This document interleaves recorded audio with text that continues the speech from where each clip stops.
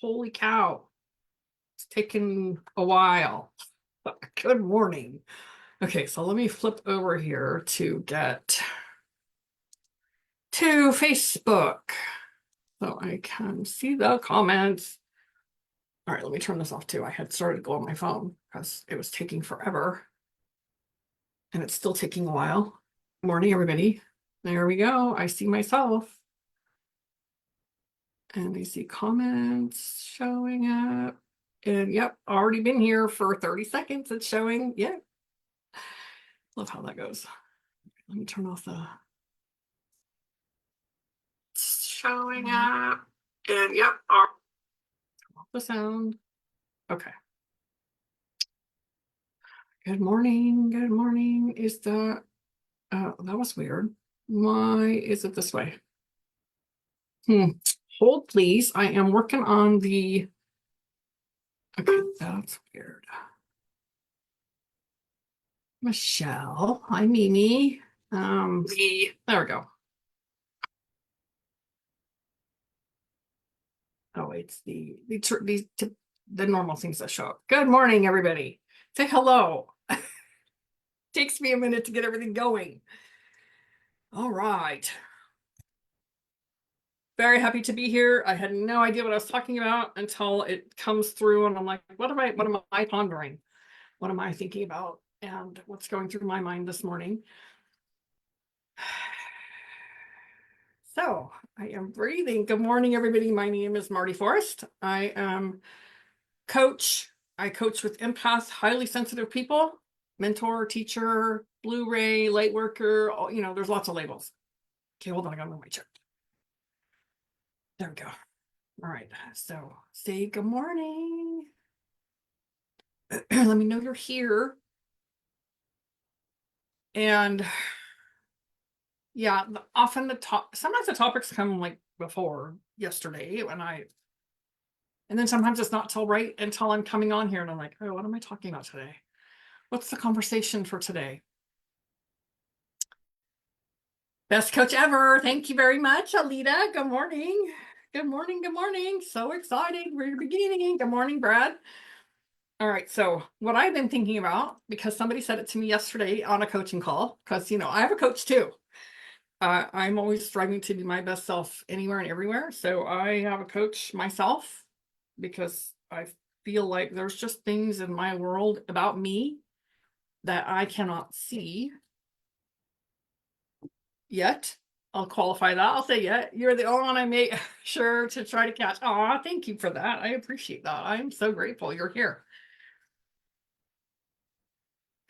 Yes. Let's see. Yes, I've had coaches since I started coaching. Did I have coaches before that? I don't think I had any coaches before that. I had lots of mentors prior to that, but I always had a coach since I started coaching. I have a little while that I don't have one, but for the most part, I've always had a coach. And therefore, that's I'm really good at it. It's just natural. I've been that my whole life.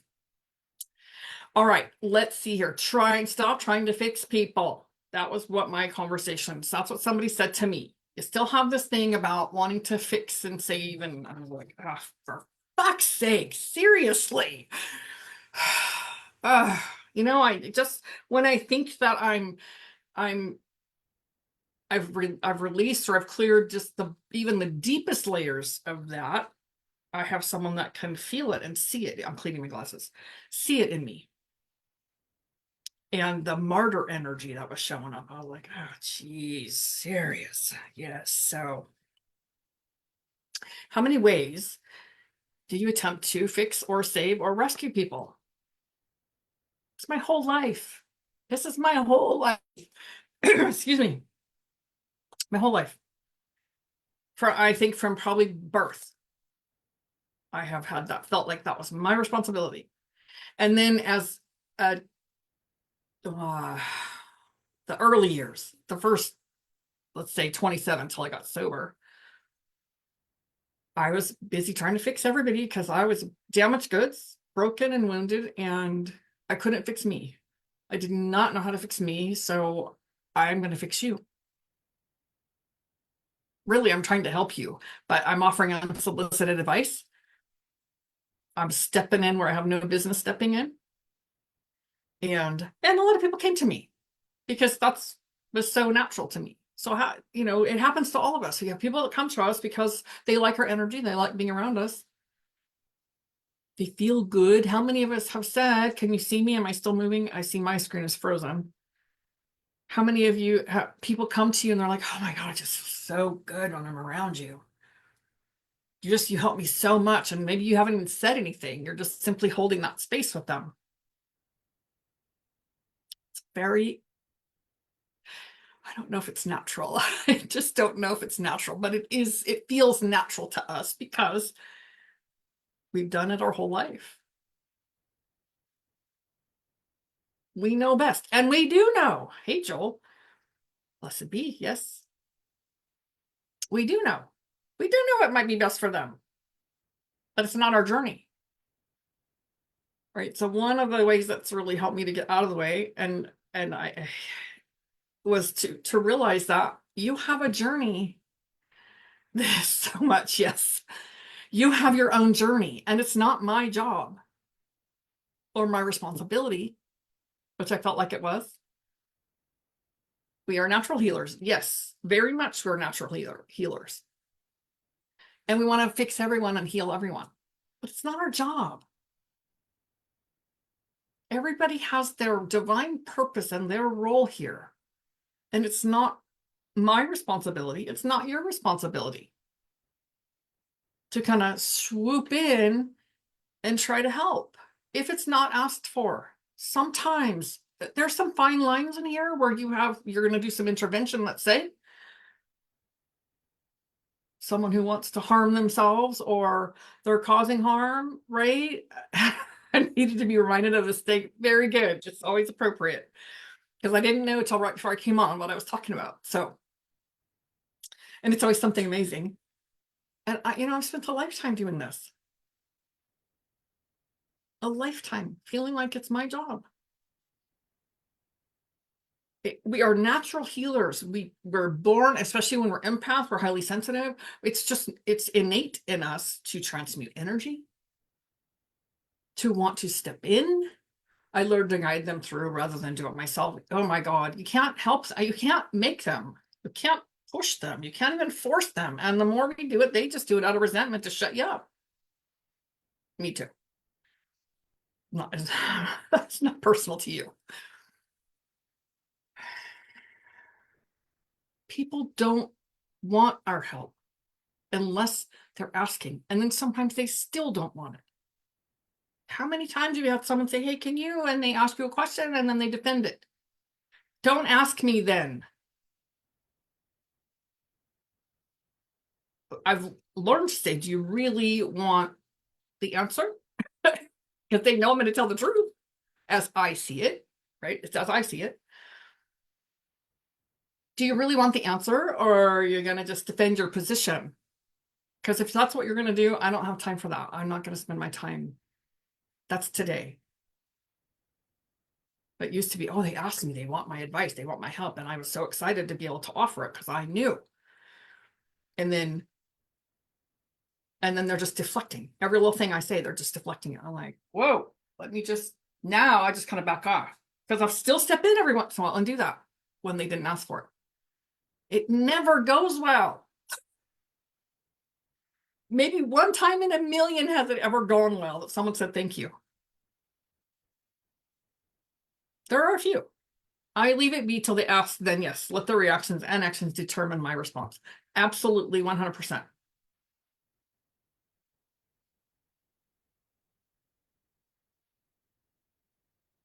Can somebody take care of that, please? Ask for the love of God. Don't ask me if you don't want the truth. That's right.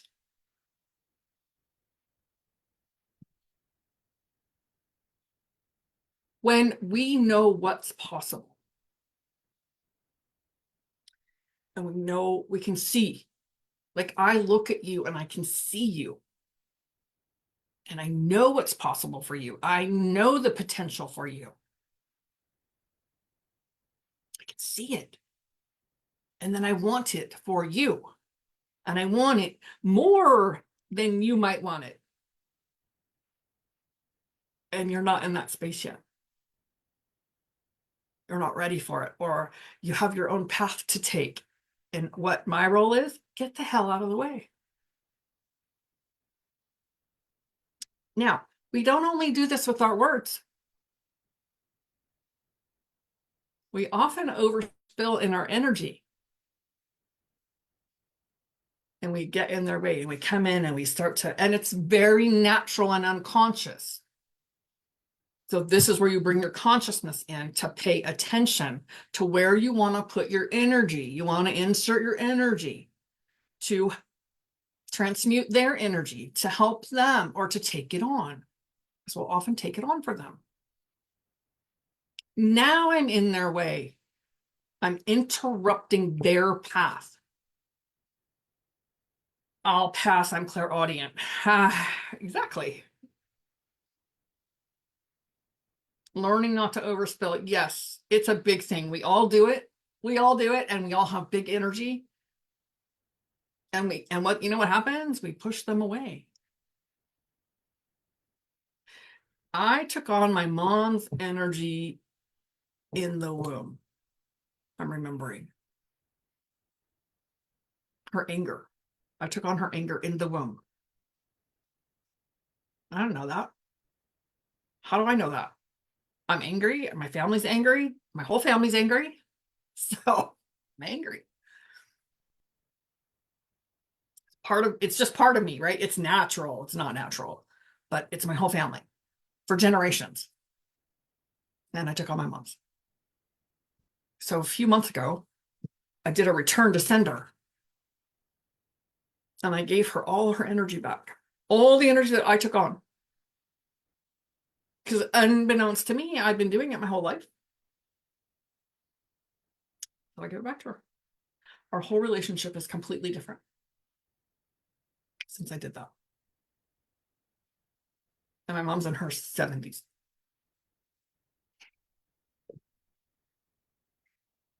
Totally different. I can't even, I don't even know how to describe it. It's completely different how we interact, how often we talk. No, we don't necessarily push them away as we leave them alone. If we energetically insert ourselves, we push them away. If we think we know best and our motive is because we know best, we will push them away.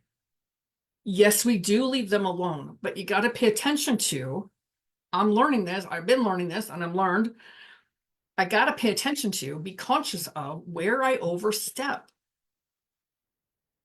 in my energy because it's very unconscious. So bringing light to it, just pay attention. So the distinction here is when I come in a room, I come here, I'm at a certain frequency. That's where I'm at. People adjust around me, but I'm not stepping in with my energy to try to manipulate your energy or clear your energy. I've done that all along. Didn't even know I was doing it because we naturally transmute our environment. So that there's a distinction between let me show up in my frequency and it transmutes because it ripples out versus, oh, motive. What's my motive? I feel like okay, let me step back, but my energy's still in it. Let me leave them alone, but my energy's still in it, or they're attached to me. Do you see that difference, the discerning factor? And if I am, they often don't know, but that's why they like to be around us because they can siphon some energy and feel good.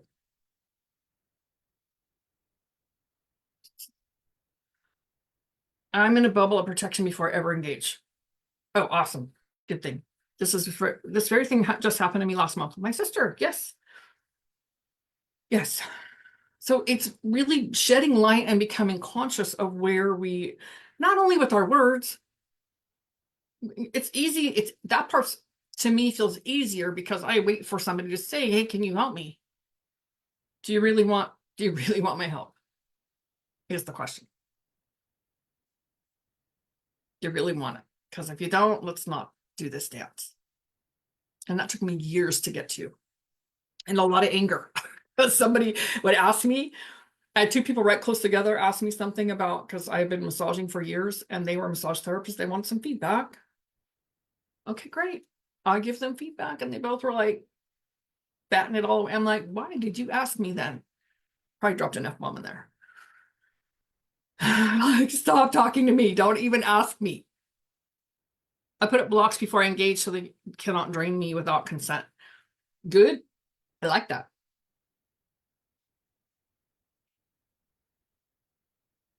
So fine tuning that. That's all. And where the places are that we don't realize that we are overspilling, or that we've been overspilled for years. Like with my mom, I didn't know that I had taken on her energy. I knew as a growing up, I thought it was my dad. My dad was the obvious anger one. He was the outside angry one. My mom was the inside angry one. And I figured my dad. Well, I'm in the womb with my mom, so God bless with that. Part of the journey. It's part of our journey. So we talk, like I mentioned, everybody has their own journey. Well, we have our own journey, and when we're overreaching, over functioning, over spilling, over whatever you put in the word, then I'm in my own way. Because as long as I'm overspilling in my words and my energy and all that, because I feel like it's my job or my responsibility to save somebody, I don't even know who I am. I have no boundaries. And I don't know who I am and how to function because my energy's out everywhere. So doing those things, putting up the blocks before you engage, perfect. It's being really, really mindful and purposeful in how you engage with yourself and your energy in the world. Hi, Anne. Good morning. Yes, overstep, overspill this week, and I just did it 10 minutes ago. Wanted to bring soup to my neighbor to help, but she doesn't need it. So those, like bringing soup to the neighbor or something like that, is really listening to your own intuition, because it's a very generous kind offer. She may not need it, but it's a very generous, it's a very kind thing to do. So really listening to that intuitive. But you know if you did it or not. So just want to clarify. So coming into the world as highly sensitive and empathic, it's very natural to us. And we're naturally transmuting all the time.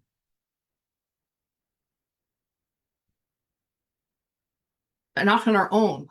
So now it's, I don't need to transmute for somebody else. I have an intuition story. Awesome.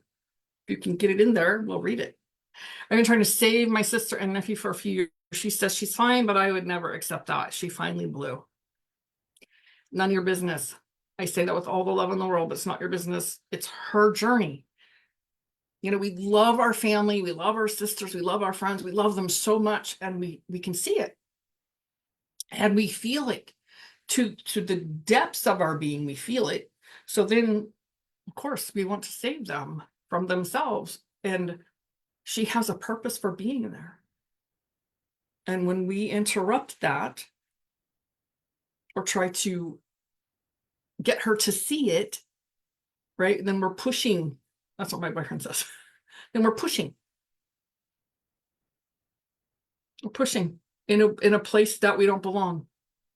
All your sister wants is you to love her and be there for let me get my words right. Be there for her when she's ready. Come to you. Have you had people that you knew you could help them, and then when they were ready for help, they didn't come to you? Because we've been pushing. We've been pushing our energy and pushing our words and pushing our agenda onto them. So they go to someone else. They might come to us, but we're learning to be neutral We still feel it all. We still feel it. I don't know how we can't not feel it, but we learn how to take care of ourselves and get out of the way.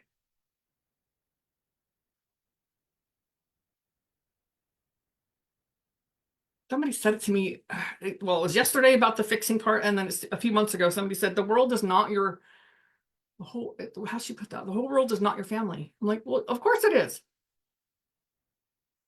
But when I think of it in that way, I overstep and I want to fix all of it. There's only me. There's only you. I can't fix it all. Now, a little side note, together we can all do, these beautiful global energy things. We can all do that. And it would adjust, those, where was it? They did those thousands of people that did a meditation all at the same time, and it altered the frequency of the planet and the people. If we decided or chose or were guided to do that, that would be a different thing. Not from a place of fixing it, but from a place of raising the vibration.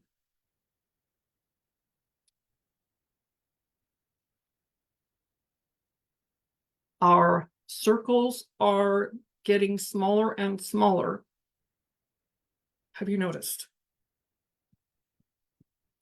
People just kind of leaving or suddenly blowing up, making a mess to create a separation because the energy's rising.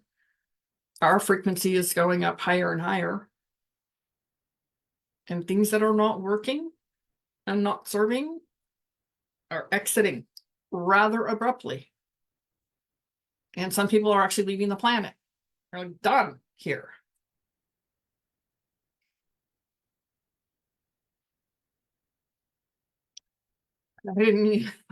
I didn't mean to be a nag. I just could never leave family behind.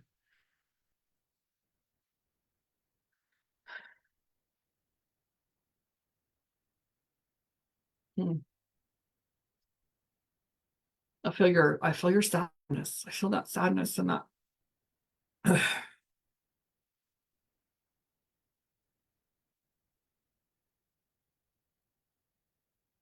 It's, hold on, let me come back to that.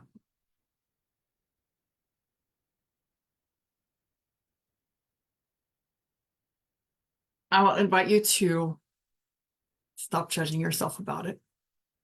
You love her and you care about her. And so you want to help her.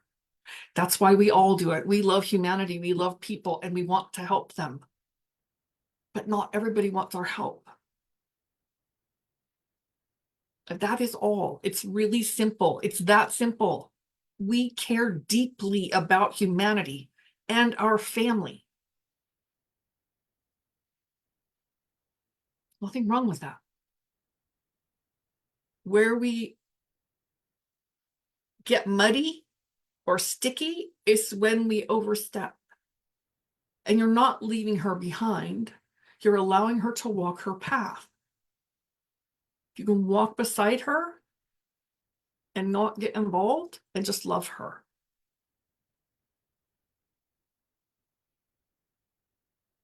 And I have said to people in my family, even, if you don't want to move to a solution, I can't keep listening to the problem.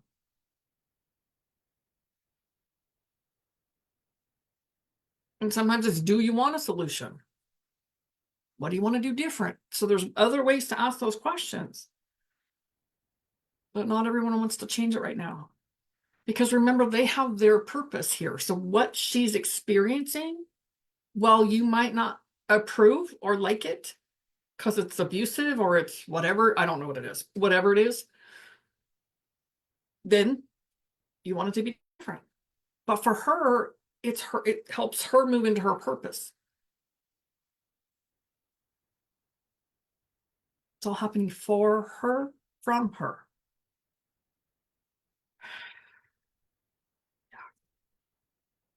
Okay, let me see what. So working at a concert, as you know, I'm an Uber driver. Yep, one of my cardinal rules is I don't do private rides. It's a liability thing. Well, it was late, and these people approached me. And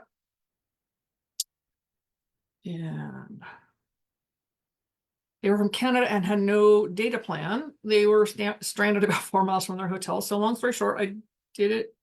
I did it. These people were something awesome. Had a great spiritual and cultural conversation. They gave me a huge payout. Always follow your intuition. I love that. Thanks, Brad. Thanks for sharing that. Yes, I hear about a mass exodus. Right? Yeah, people are leaving. I used to think my dad, I remember when dad was around this age, he's like, and all the people of that generation are leaving or the next generation. I'm like, when my dad was here, so my mom's age now. So they were leaving. And he's like, gosh, more and more people all happening for me, even the difficult for us to see. Yes. Friendella. Yes. Good morning or good day. I don't know where you're from, so I'm going to say good day. Yes, it's all happening for us. We're creating it. It's all happening from me. I know someone said, I have a hard time with that one. I'm like, well, yes, I've struggled with that for a long time. But when I think of it as, and when I feel into it, and it's God doing North Dakota. Okay. Awesome. Awesome. I've been there. When it's God doing it or the universe or whatever, I'm like, so something inside of me leaves me feeling like a little puppet. I really struggled with coming to peace for myself, and some said it's all happening for you and it's all happening from you. And I went, it's all happening from me. Okay. And I am a part of, we're all energy and we're all a part of source. Now, are there places of soul guidance and higher guidance? 100%. And when I'm listening to that, it's pretty easy. Oh, and I'm trying to do it myself from my head, my ego. Not so much. I get myself in trouble.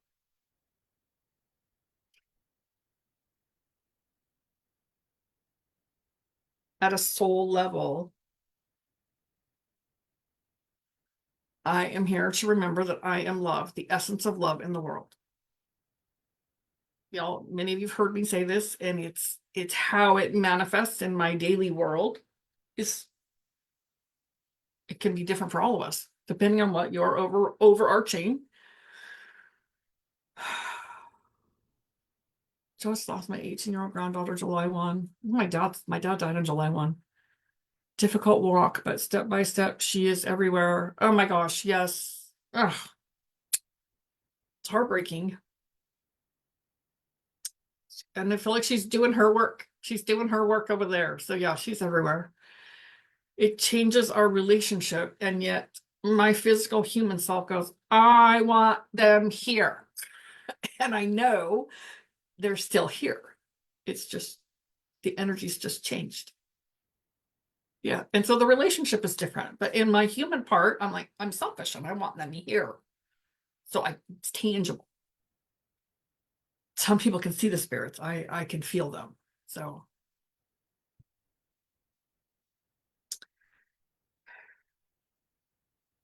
fixing. What are your questions?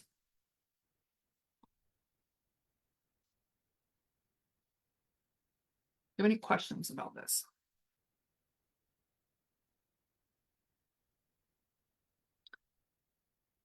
People, oh, I missed a comment here. People of 30 plus years, and again, it's happening for me. Yeah, yeah, yeah, yeah. Mhm. All right, let me see what else. What else is there around this?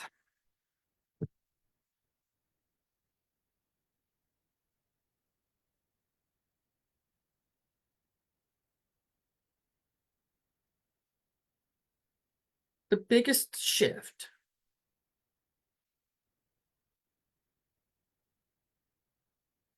My childhood neighbor passed at 35. As sad as I am for his family, I feel he accomplished everything he was supposed to in his life. Absolutely. Thank you again for the insights and inspiration. Very welcome. Very welcome. Yes, I had a person I knew him kind of peripherally, really big in a community I was in, and really big in the AA community. Just a big presence, and he was This story I've heard is he was beat up at a concert and he went to sleep. He had a concussion and he went to sleep and he died. 51 years old. Like, wow. And so he had a really big life. Same thing. I feel like he accomplished what he came here to do. And we've all had points in our life. I'm going to say all. It's probably, that might be too big. I don't know. Where we had an opportunity, we could have left the planet and we chose to stay. I've had several of those. He was 51. Yeah.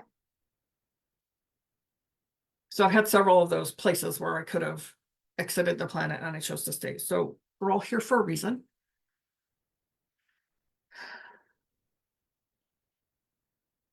When we step in our role,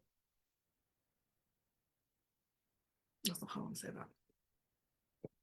When we live our role, whatever the big purpose is, whatever your big purpose is, and we continue to rise in our frequency, our presence is all that is needed.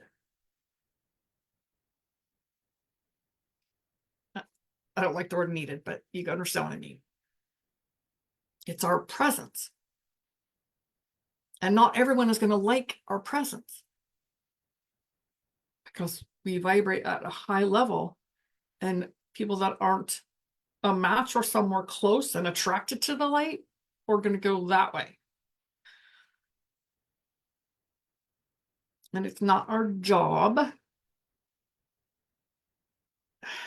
It's not our responsibility to chase them.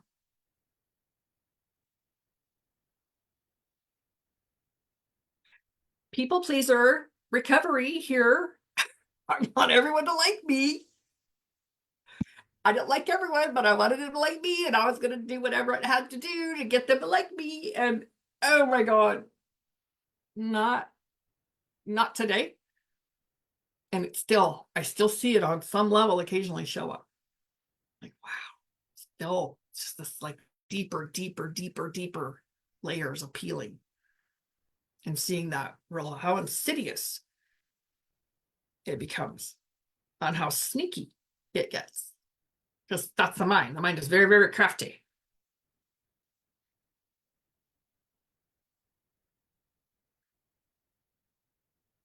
So if we rise on our frequency, does that mean we exit soon? It could. That makes me laugh. It could mean that, absolutely. You know, I hear people say it all the time. We don't know when. Consciously, we don't know when, but I believe we all choose. We all have a choice. Just like the many accidents that I could have exited at starting at 6. Maybe even earlier, but I remember every 10 years I'd have a major something, hospitalization, something. So I chose to stay. So on a soul level, we know, but on a mental level, ego level, mind level, I think I would never have chosen this, but I did. So on a soul level, we have a purpose here. So what is your purpose? What is your overarching purpose? Because all the things that happen in your life lead you to that. Because they're usually the opposite.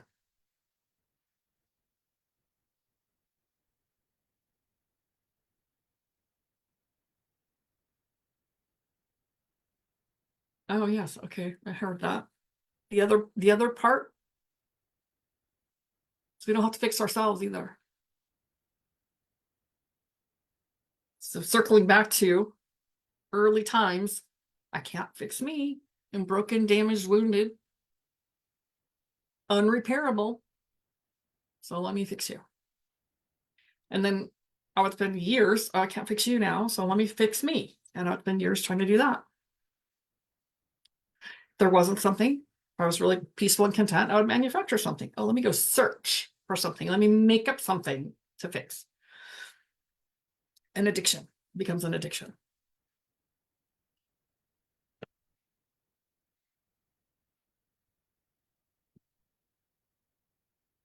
What do you got?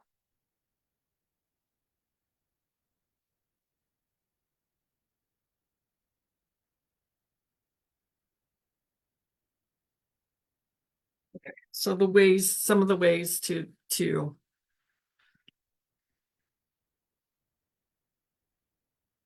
is to ask instead of offering unsolicited. So is it plausible that when we complete our soul purpose, we to raise our vibration, we exit? Yeah, sure, absolutely. But it's not a mind thing, right? It's not like a mental ego brain consciousness thing. It's a soul thing. We do a lot of stuff here to shift it and to rise. The mind is meant to be the servant of the heart and the soul. And there's a big gap in that, like that longest distance, right? From the head to the heart, because it's supposed to go the other way. So listening to that intuition and that heart space, that's what shifts us quicker than what we try to do here. This is all about reprogramming the mind. So yeah, it's plausible that as we complete our soul mission, it doesn't matter really at that point where our vibration is. It might be high, but we see people exiting all the time because they've completed whatever they came here to do. Because not everyone came here to evolve in the way that I think they might, or I would hope they would, or I think they should. Not everyone's here to do that. Some people are here to do the opposite of that to help us evolve. So they become our trigger so that we can evolve. How's that land? So when you're in the conversation or when you want to step in, notice it. Like with your sister or your family, even your friends. Notice when you want to step in. So something happens and you want to you want to wipe the tongue, right? Duct tape the mouth. Now pay attention to, because that's your cue, right? Well, half of a ham sandwich, that's a mind screwing thought experiment. Right? Keep your mouth shut and then pay attention to what your energy does. So your cue is when you want to jump in and speak, right? That's your warning. Yep. Pay attention to when you want to talk and you want to jump in and you want to interrupt and you want to cut them off because what I have to say is more important than what you're telling me because I know. I never did that. I always did that. Okay. So pay attention. Shut up. Bite your tongue if you need to. Whatever you need to do, just stop talking. And sometimes you'll start, oh, all right, be quiet. And then pay attention to your energy. Where does your energy go after that? Bring it all in. Give them their space. Because as long as we're overspilling, they're not clear either then. Just like when we're not clear, because we're absorbing it all and we're not clear in our own energy, we're not letting them be clear either. Do we have addictive challenges simply because we are empathic, or does it follow along later through life? Do we have addictive challenges because we are no? Maybe. Let me say that back. Maybe. Or does it follow along later through life? No, addictive challenges. Addictive challenges are we all have it's a human condition, is we all have some kind of addiction. Let's just qualify it like that. We all have some kind of addiction. Is it effective? Does it serve us, or is it causing us harm? If it's causing me harm and it's causing you harm, I'm causing harm to myself. We're talking physically and spiritually. So I've been in recovery a long time. So I drank, I didn't know this, but when I started drinking at 14, my very first drink was like, oh, holy cow, I am comfortable in my skin for the first time ever in my whole entire life. Give me more. And my first drunk, that was my feeling. I chased that feeling for life. I blacked out. I threw up and I blacked out, and I wanted to do it again. That's the addiction, right? I want that feeling. I want to feel different. I want to feel comfortable. I didn't know how to do that. So alcohol and drugs became my solution until they weren't, until they stopped working. Still, there wasn't enough to numb that pain. But I didn't know, what I didn't know then was that I was absorbing all the energy around me. I was so sensitive. And when I drank and I used, it turned that part off. At least that's how it felt. I could escape it for a while.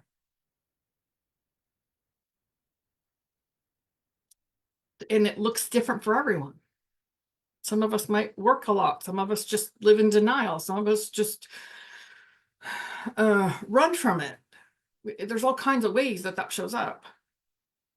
But in the context of addiction, it's, you know, it's all things, and they say all things in moderation, and it isn't good for me, or is it not good for me? Like drinking for me doesn't work. It doesn't serve my life today. It did for a while. My dad is an HSP, been drinking for years.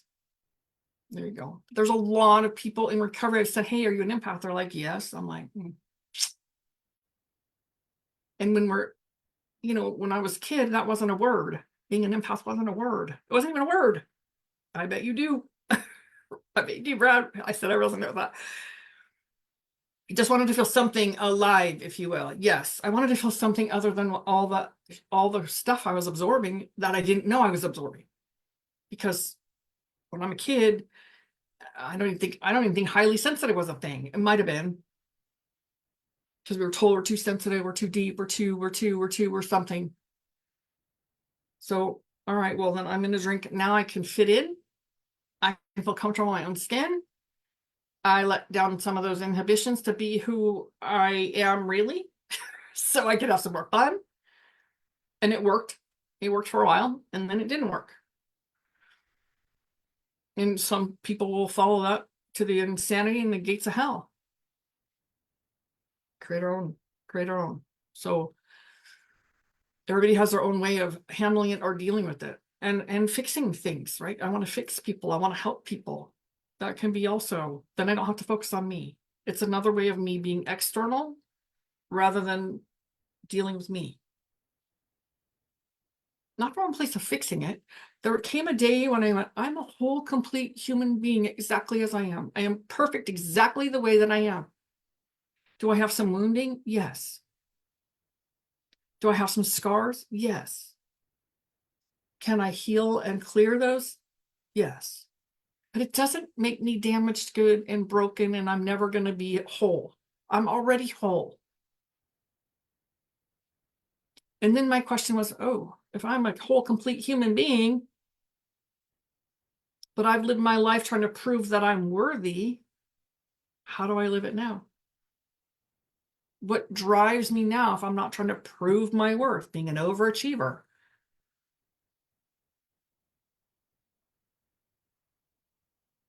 What drives you? If you don't have that driving you, what drives you? I'll tell you in a minute what I got to. I've been looking for it to be said this way by someone else. Amen. This is the season I am coming out of. You just explained that it wasn't just me in more than one way. I'm so happy to hear that. I hope that landed for everybody. Just started reading The Body Keeps Score. Yes. Yes, yes, yes. It talks about this. There's lots of really, I haven't read that particular book, but there's lots of really good books like that. Yeah. I learned a lesson. I feel like I can finally move forward with some understanding on how to manage myself. And being in the empath, I lost the word there, enlightened empath unleashed. Talk about that for a second. I told my husband last night, I feel I am trying to find my role in the family now. Absolutely. How about if we just be a leader, be a whole person, be the woman, be in your femininity. That's your role. Because you're always a mom, you're always a woman, you're always a wife and a sister, and you're always those things. all the labels, right, that we wear.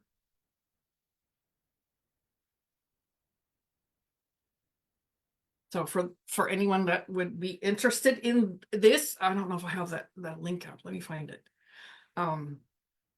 Enlightened Empath Unleashed is a 6-month experience where we deep dive into this and you get to learn how to navigate your own life, feel at peace in the world and your world. I'm putting the link right here if you would like to check it out. And we're going to have I'm going to do a kickoff on Saturday. It's all going to be recorded. It's on Zoom. So I'm going to kick it off Saturday, and then we're going to officially, it'll go from September through the end of February. Yes. September, October, November, December, January, February. Yes. Yep, the months. So we'll do a kickoff here and then officially kick it off. And you can check out all the details in the link. Enlightened Empath Experience. Yes, yes, yes. Okay, divine timing. I'm going to be a cocoon in this course you have coming up. When that course is finished, I'm going to be the biggest badass butterfly the world has ever seen. I love it, love it, love it. It's perfect too because it's going through winter when you would be cocooning. So this is for anyone you're highly sensitive, you're empathic. Hey Scott, good morning. How do we live in the world and live in our own skin and be comfortable and be confident with ourselves? That's what this is going to cover. And I have lots of new things to offer. So check out that link in there. And back to the question. I'm a whole complete human being exactly as I am. Well, now how do I live? What drives me if I'm not trying to be overachieving, proving I'm worthy? Can y'all relate to that? I'm not seeing the emojis, so I don't know if you're doing them or they're just not showing up or whatever. Anyway, what I learned then when I sat and pondered this question, okay, I'm not trying to prove my worth. So what's going to motivate me to keep going and to live? Going to be the bomb. Yes, it is going to be the bomb. Anybody have an answer? You're not trying to prove your worth. What's going to drive you? What's going to motivate you to keep going? To keep living on this planet? Not an easy planet to be on. So what's going to motivate you?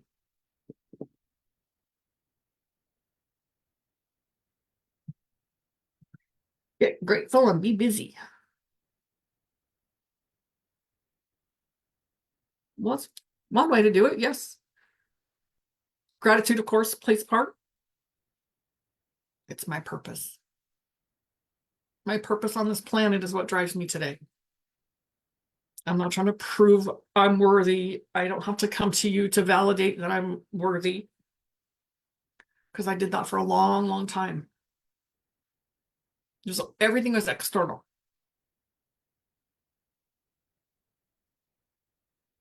So I needed you. My purpose is to just be me. Love it. The best version of you at any moment. I have not used my blessings to fuel my desire. Yeah, and it took a while. And then there's some days I'm like, what the hell was I thinking? I actually say, what the F was I thinking? That's really what I say. What was it? Because my question for a while was like, what's the purpose of being on this planet? What is the purpose of being here? It's so difficult and so hard because that's all I could see. Between how I was so hard on myself and how the world appeared to me. Oh, God, it was just awful. It felt awful and it felt heavy all the time. So getting good with me. I actually don't want to be on this planet. Yep. I've been trying to manage my own exit through thoughts and intentions. Hence, I figured that's why you asked me those questions. I get it. I get it. Anybody relate to that? This is where you get to be really honest. To do good, grow, and help each other along the way. Yes. Yes, ma'am. When I was 16, had a car accident. They didn't know if I was going to live. A couple days before that, I was talking about committing suicide because my boyfriend broke up with me. Therefore, consciously choosing to take my life was not an option. But I promise you, when I was drinking, I was trying to take it. And I was madder than hell at God, what I called God, for keeping me here. Every day I'd wake up going, take me out. Why did you not take me out? Because I could then I wouldn't be the bad guy for taking my own life. God did it. So see the external thing right there? I'm like, oh, it's your responsibility. You do it. And then I don't have to be responsible for taking my own life. But I did it in a million ways. It took a lot to find that best version. Lots of breaking out of earthly beliefs, brainwashing. Oh my gosh, so true, so true. I'm going to have 6 pages of notes after this replay. I'm at 4. Oh my gosh, you're so funny. I love it. I'm a note taker, so I love it. I love that you take notes, and I love to listen to the replays because then I can pause it to take the notes. That's what I end up doing. You can exit anytime you want. I do not believe that. If you said, I'm done, and at that soul level, you're done, you would die in your sleep. Or you create your own exit. Yeah, I'm not suicidal like that, but I often find myself desiring to be taken out. Yeah, I get it. So living your passion and living your purpose. Stepping into the joy. You can't put a cap on the knowledge you need to learn. No, no, but if I'm going to be here, because I was like you, Brad, I was very much there, like, just sick of this place. And I feel like I'm not effective in making a difference. So it's just like, what's the point? And it's finding the joy, remembering the joy. Oh, my ears just totally adjusted. Ooh. You know that intense, like, it just stopped. Adjustment. We need to always be evolving in a greater version of ourselves. Well, we're always peeling the layers, being authentic. Sylvia Brown always said we get thrown back into another life instantly if we leave early. That could happen. Absolutely. I can see that happening. Absolutely. It was making peace for me about being here. All right, Scott, have a great day. I'm glad you show up for a minute to hear what you need to hear. When I made peace with myself for choosing to be here and then learned how to live in my purpose and ride the waves, the ebbs and the flows of our emotions. And when we're shedding the old ways, and it's where we're at now, shedding the old ways, moving into new ways, and we're in this gap in between where this is not working, the old is not working, but I don't know what's new, and I'm just here in the cocoon, if you will. And then we emerge to do something new as we create newly. And it's learning to write that, knowing that it's a reason. There's a reason. Your soul said yes to coming at this time in this place to pave the way. We're paving the way for others because the kids that are coming in now, the last probably 20 years, they're coming in with full knowledge and memory, a lot of them. We've been paving that way. It's part of our purpose. So does Teal Swan, but I love Sylvia Brown. You keep freezing. Because I got bad weather. Great to talk to you. Yes, it's great to talk to you. Yeah, weather. It's fun. Yeah. Weather and energy. Yes. If anyone that has found and follows you here and on your personal page, I don't know what to say. You are a guiding light. I cannot explain to you what a difference this short few months with you has made in my understanding and acceptance of the things I have felt for so long. Ah, yes. I knew what you meant. Guiding light. Yes. Mercury retrograde. Yes. Mercury retrograde. Yes. Technology, all that kind of stuff. Isn't it so amazing when you find that person that you're like, you're my person. You say exactly like I'm speaking what you've known inside for all those years. It's amazing. I have a mentor who first time I saw her, she was smoking a cigarette and she dropped an F-bomb. I'm like, I have got to know that woman. So, and you got me. Yes. I'm very excited about that. So I'm very happy to be here with you all. Um, so yeah, it's so amazing when we find that one. So if anyone is interested in Enlightened Empath Unleashed, this is us unleashing our gifts, allowing ourselves to be who we are in this world, and learning how to navigate it in a way that feels confident and comfortable for you. So the link is there. I can probably still there. I could put it again. Let me see. Yep, I'll put it in there twice here at the bottom. So if you want to check it out and join me, it's all recorded and all the little details are there. And so if you have any questions about it, reach out to me. If you have any, I need a nap. I am so at peace right now. Oh, that's so awesome. I love it, love it, love it. All right, lovelies. I will be here next week, 9 a.m. Central Standard Time. I will be in my private group, Empathic Superpower.